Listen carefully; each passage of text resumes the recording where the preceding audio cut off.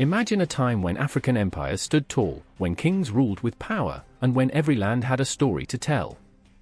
Today, we uncover a forgotten chapter of West African history, a fierce and dramatic war that shook kingdoms and shaped destinies. This is not just a story of war. It's a tale of pride, betrayal, ambition, and the fight for survival. Welcome to Ekotella TV. Today's episode, Benin vs. Akure, the 1818 War of Conquest. Get ready for a journey back in time, to the heart of ancient Nigeria.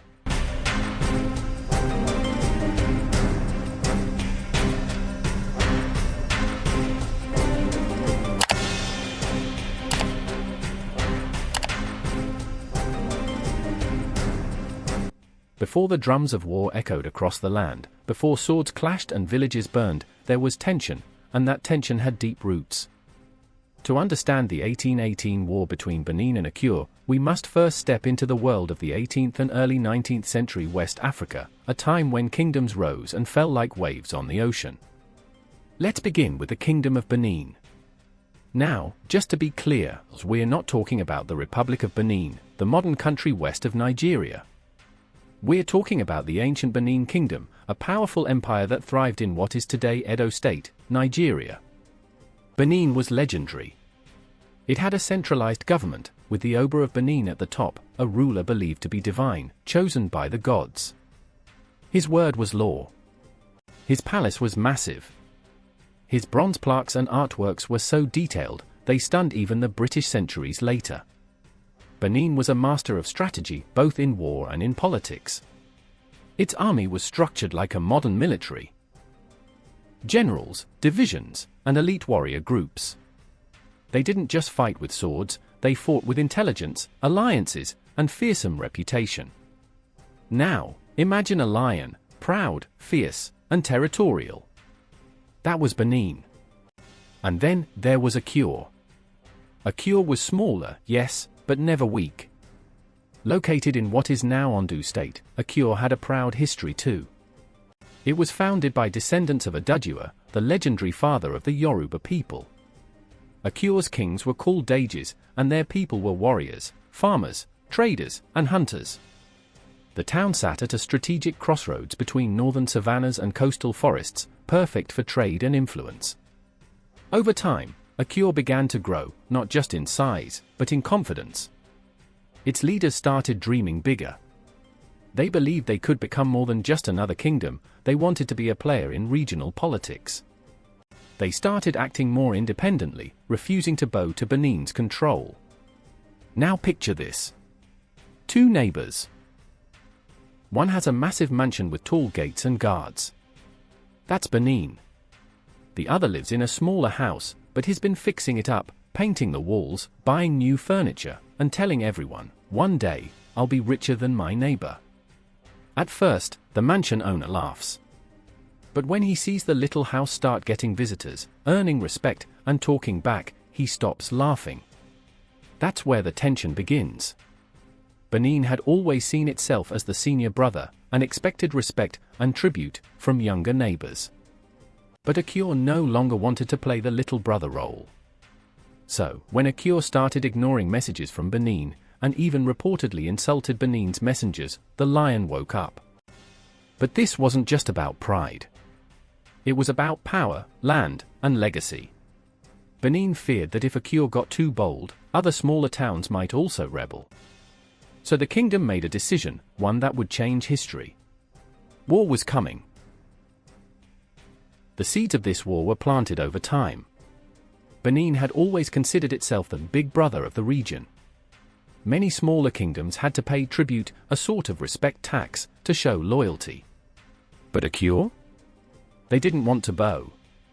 They believed they were strong enough to stand on their own. And more importantly, they didn't want Benin telling them what to do. Now think of it like this, imagine you're in school. One student is always telling others what to do because they've been around longer. But then a new student walks in, bold, smart, and confident. They refuse to follow orders. Tension builds. That's exactly what happened here. Then came a breaking point. In 1818, Akure refused to send tribute to Benin. Not only that, they reportedly insulted messengers from Benin. That, my friends, was the spark that lit the fire. The Oba of Benin was furious. To him, this was more than disrespect. It was rebellion. It was a challenge to his authority. He summoned his generals and prepared his army for war.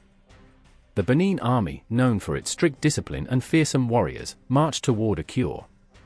The road to Akure was not easy. The terrain was thick with forests, rivers, and wild animals. But the Benin army was determined. Every soldier knew they were not just fighting for victory, they were fighting for the honor of their kingdom. On the other side, Akure was not sleeping. They gathered their warriors, built defenses, and prayed to their gods. They knew Benin was stronger, but they also knew something powerful. This was their home. Their land. And they would defend it with everything they had. The battle that followed was brutal. The two armies clashed just outside Akure. Benin's warriors, dressed in red with fearsome masks and charms, marched in formation. Their war drums echoed through the trees. They had iron weapons, shields, and strategies passed down for generations. Akure's warriors fought with heart.